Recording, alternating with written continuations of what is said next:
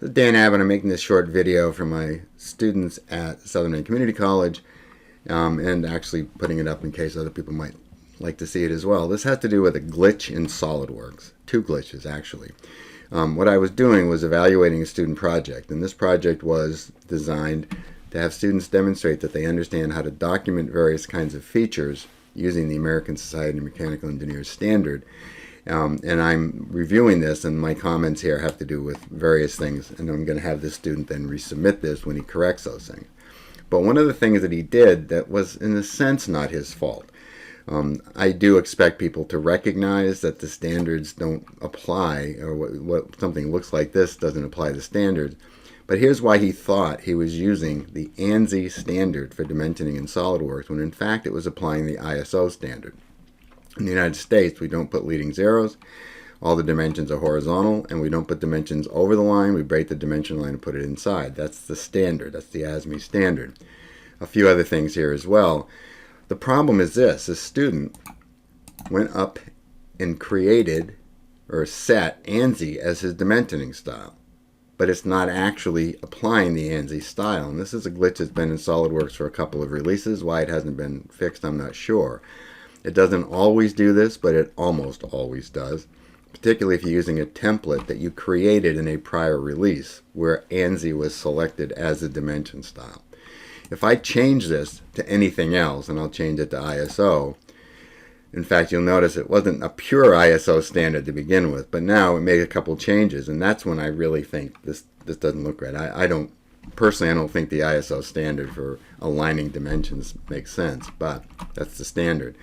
But I changed it to ISO, and now if I go back up and I go right back to what it said, which was ANSI, now I can actually get it to apply the ANSI standard, and when I do, all the leading zeros are gone, the text is smaller, which was too big in the other one.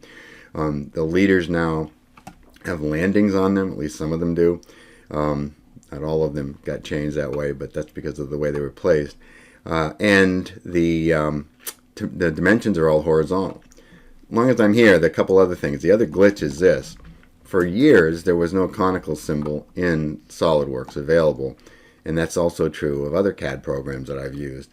But it's been added to SolidWorks, which is great. Unfortunately, they didn't really implement it well, in my opinion.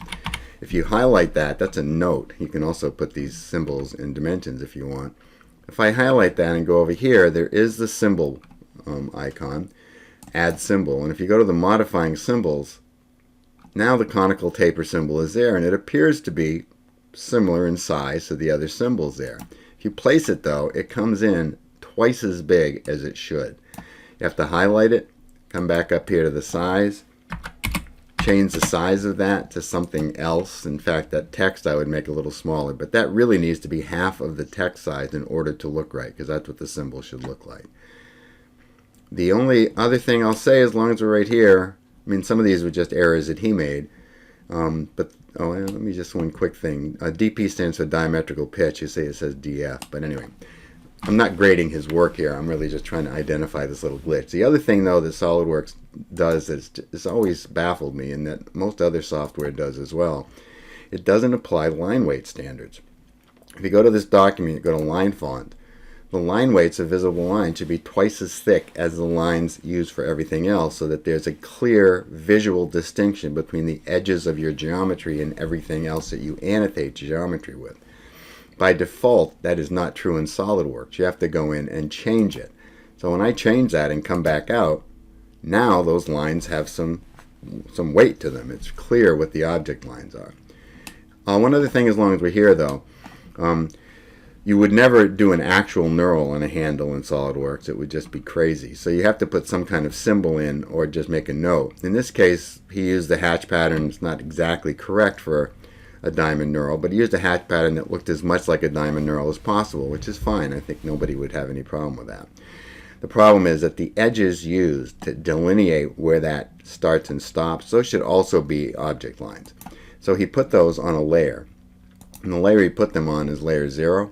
But the line weight for layer 0, the thickness is what they call it here, the line weight for that, the solid line, that line weight is set to thin, so we need to change that so it matches what I set for the object weight.